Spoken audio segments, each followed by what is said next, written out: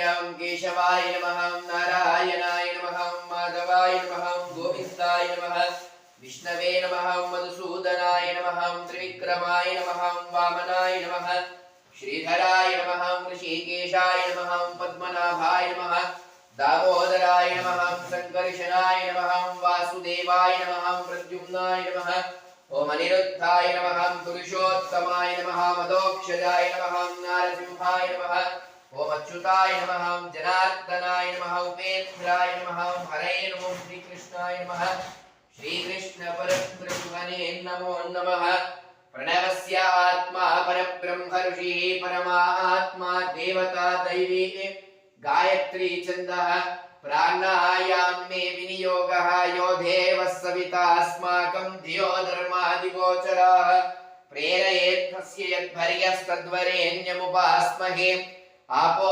ज्योतिरसोऽमृतं ब्रह्म भूर्भुवः सुवरों पूर्वोक्त एवं गुण विशेषण विशिष्टायां शुभदितौ अस्माकमिजमान्यो रजमान्यस्य गोत्रोद्भवस्य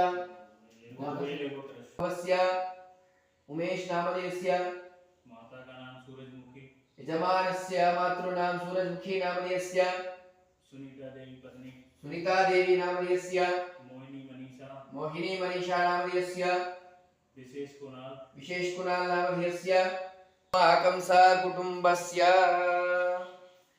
विष्णुर्विष्णुः यजमान्यो यजमान्यस्य कौंडिन्यस्य गोत्रोद्भवस्य शांता विश्वनाथ नामधेयस्य हरिकृष्ण नामधेयस्य पायल नामधेयस्य रामकृष्ण नामधेयस्य नुपूर नामधेयस्य कुटुम्बस्य क्षेमस्थैर्य धैर्य विजय अभय आयुरारोग्य ऐश्वर्याभिवृद्ध्यर्थं धर्मार्थ काम मोक्ष चतुर्विध फल पुरुषार्थ सिद्ध्यर्थं सर्वदा श्री हरिहर देवता संपूर्ण परिपूर्ण अनुग्रह कटाक्ष सिद्ध्यर्थं श्री परमेश्वरमुद्दिश्य परमेश्वर प्रीत्यर्थं यजमानस्य सायंकाले श्री हरिहर देवतस्य श्री अन्नपूर्णा समेत काशी विश्वेश्वर स्वामी देवता अभिषेक षोडशोपचार पूजनं च करिष्ये तदंग कलश आराधनं च करिष्ये ओम आकलशे शुधावती पवित्रे परिशिच्यते उग्धैर्यज्ञेषु वर्धते गंगे च यमुने चैव गोदावरी सरस्वती नर्मदे सिन्धु कावेर्यौ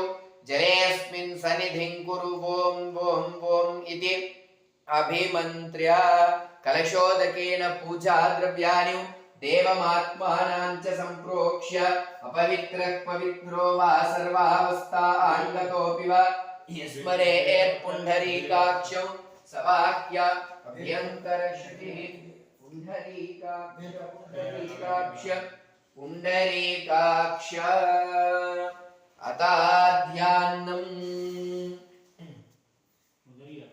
ओम अभीप्सितार्थ सिद्ध्यर्थं पूजितो यस्सुरैरपि सर्वविघ्नच्छिदे तस्मै गणाधिपतये नमः गौरीं स्वर्णवर्णाभां स्वर्णपद्मसुवासिनीं पाशाङ्कुशधरां भूति धरां च शिववल्लभां गणाम्बिकाभ्यां नमः ओम नमस्ते देवदेवेश नमस्ते परमेश्वर नमस्ते वृषभारूढ नगाराय नमो नमः श्री अन्नपूर्णा समेत काशी विश्वेश्वर स्वामी देवताभ्यो नमः ध्यायामि ध्यानं समर्पयामि आवाहयामि आसनं समर्पयामि पादारविन्दयोपाद्यं हल्लो हल्लो डाल के थोड़ा थोड़ा पानी डालो ज्यादा एक भी पकड़ शुद्धोदक स्नानं కొద్దిగా పాత్ర తీసుకురండి నైవేద్యం నైవేద్యం పాత్ర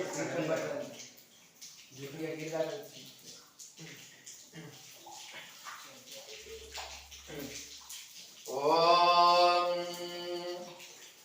चंच मे मयश्च मे प्रियंच मे नुकामश्च मे कामश्च मे सौमनसश्च मे भद्रंच मे श्रेयश्च मे वस्यश्च मे यशश्च मे भगश्च मे द्रविणं च मे जन्ता च मे धर्ता च मे क्षेमश्च मे धृतिश्च मे विश्वं च मे महश्च मे संविश्च मे ज्ञात्रं च मे सूश्च मे प्रसूश्च मे सीरं च मे लयश्च मृतं च मृतं च मे यक्ष्मं च मे नामयश्च मे जीवातुश्च मे दीर्घा युक्त्वं च मे न मित्रं च मे भयं च मे सुगं च मे शयनं च मे सुषा च मे सुदिनं च मे ओम शांति शांति शांति। हे रुद्राय ओम नमस्ते रुद्रमन्यव उतोतैषवे नमः। नमस्ते अस्तु धन्वने बाहुभ्यामुत ते नमः। यात इजुष्शिवतमा शिवो बभूव ते धनुः। शिवाशरप्याय कवतया नो रुद्रमृडया। या ते रुद्रशिवा तनूरघोरा पापकाशिनी। कयानस्तनुपाशन्तमया गिरिशं ताभिचाकशीः। यामिषुं गिरिशं तहस्तेऽभिपर्षस्तवे।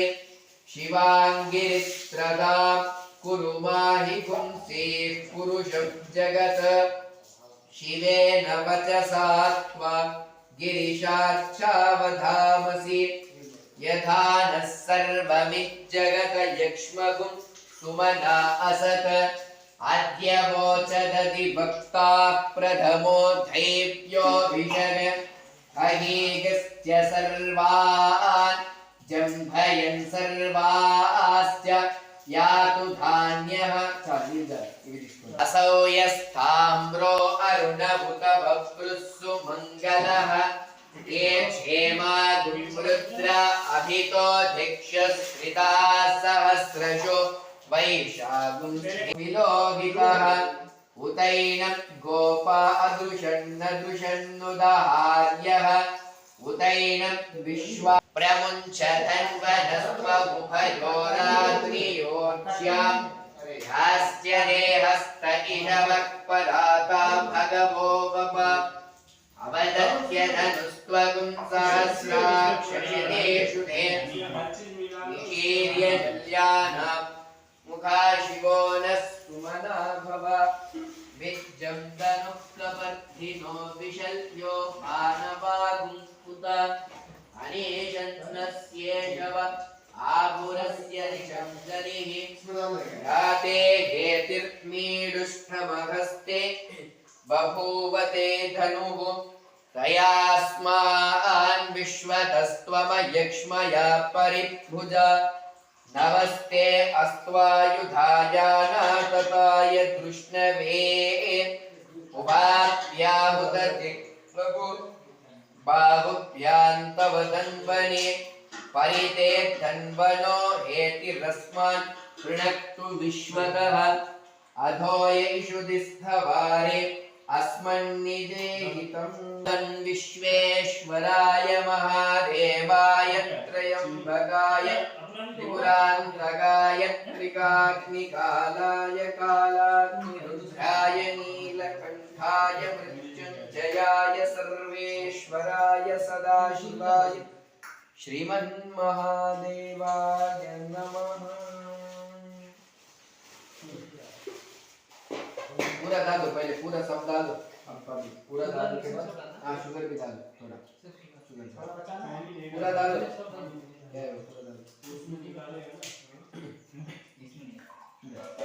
అన్ని పోసిన తర్వాత రాకాలి ఇప్పుడు మొత్తం అన్ని పోసేసి ఏనేదం భూతం భువనం భవిష్యత్ పరిగృహీతమృతేన సర్వం येन यज्ञस्थायते सप्त होता तन्मे मनः शिव संकल्पमस्तु। येन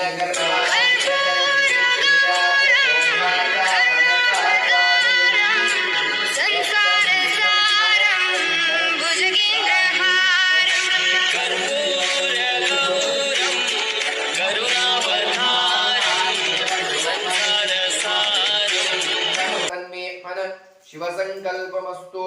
चतुरो वेदानधीत सर्वशास्त्रमयं विदुः। इतिहास पुराणां तन्मे मनः शिव संकल्पमस्तु। आन्तमुतमानो अर्भकं मान उक्षन्तमुतमान उक्षितं। मानो वरीर्पितरं मोतमातरं प्रियमानस्तनुवो रुद्ररीरिषस्तन्मे मनः शिव संकल्पमस्तु। मानस्तोके तनये मान आयुषिमानो घोषुमानोऽश्वेषु वीरः। वीरात्मानो रुद्रभावितो वदीरविष्मन्तो नमसा विधेमते तन्मे मनः शिवसङ्कल्पमस्तु हृदयं सत्यं परब्रह्मं पुरुषं कृष्णपिङ्गलम् उद्वरेतं विरूपाक्षं विश्वरूपाय वै नमो नमस्तन्मे मनः शिवसङ्कल्पमस्तु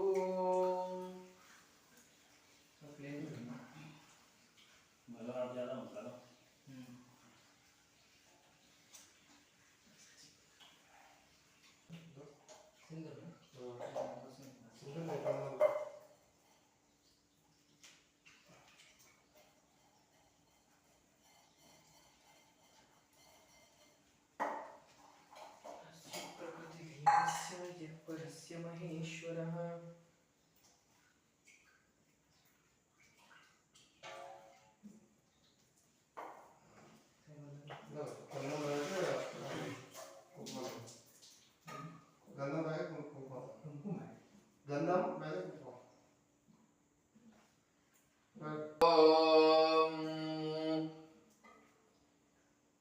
शीक्षां व्याख्यास्यामः वरेणस्वरः मात्राबलं सामसन्तानः इत्युक्तशीक्षाध्यायः सहनौ यशः सहनौ ब्रह्मवर्चसम् अधातः सगुंहिताय उपनिषदं व्याख्यास्यामः पञ्चस्वधिकरणेषु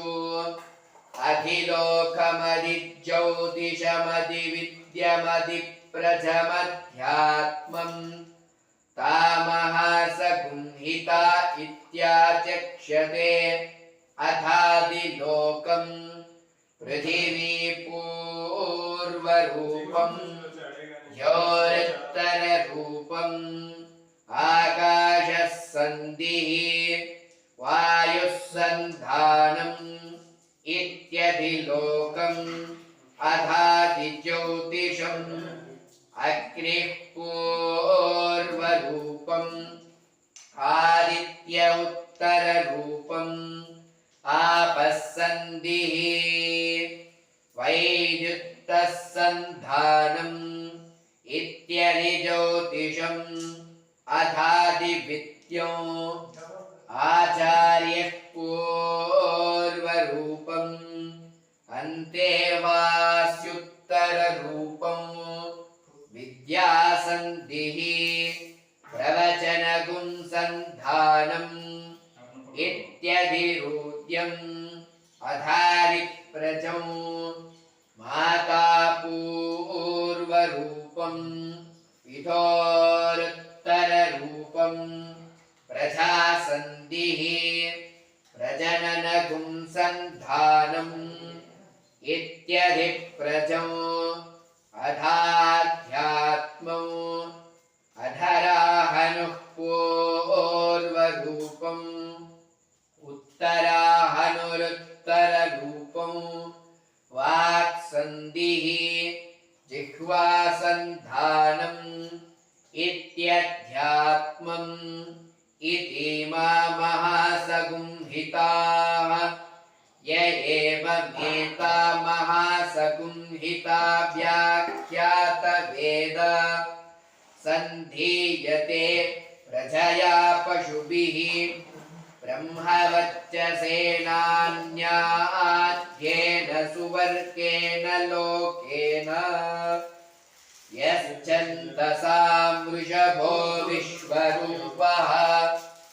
छन्दोभ्योऽध्यमृतात् सम्बभूव समेन्द्रो मेधया स्पृणोतु अमृतस्य देवधारणो भूयासं शरीरं मे विचरिषणौ जिह्वा मे मधुमुत्तमा कर्णाभ्यां भूरिविश्रुवम् ब्रह्मणः कोशोऽसि मेधया पिहितः श्रुतन्मे गोपाय आवहन्ति वितन्वान कुर्वाणाचीरमात्मनः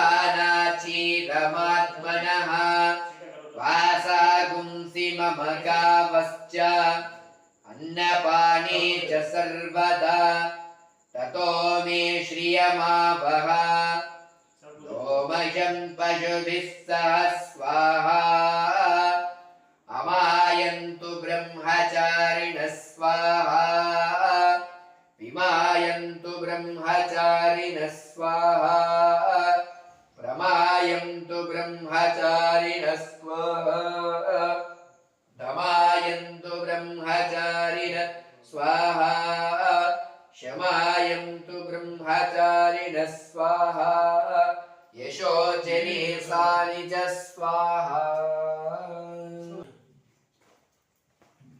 नानायुध परिमल पत्र पुष्पाणि समर्पयामि धूपमाग्रापयामि प्रत्यक्ष दीपं दर्शयामि धूप दीप अनन्तरं शुद्धाचमन्यं समर्पयामि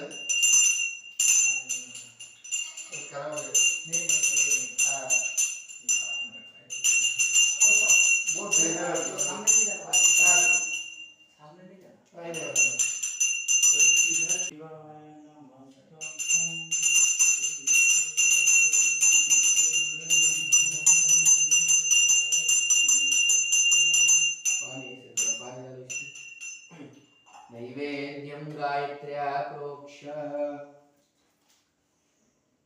प्राणाय स्वाहा अपानाय स्वाहा व्यानाय स्वाहा उदानाय स्वाहा समानाय स्वाहा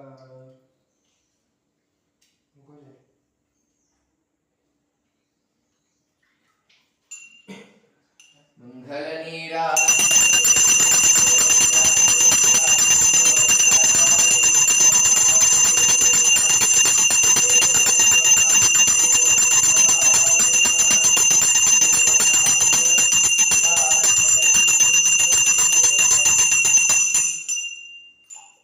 शंकर भगवान की जय।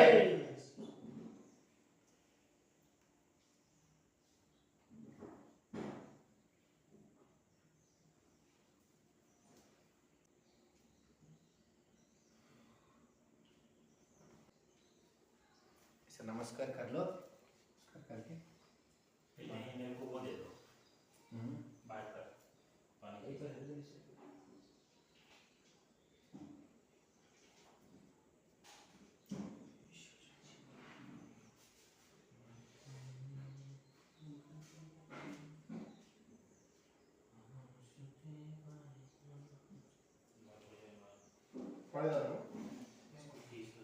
महादेव शिव शंकर शंभो। अब आओ सर, इधर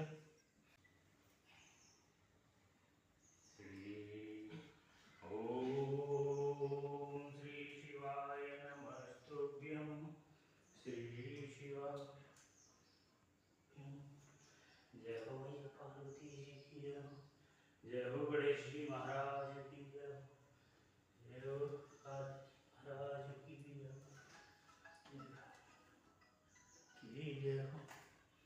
श्री शिव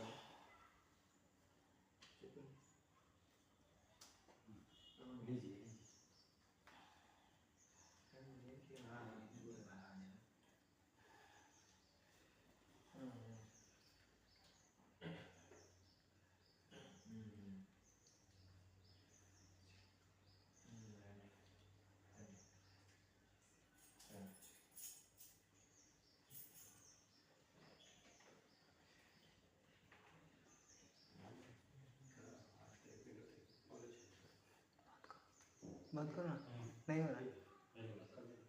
इधर देखना।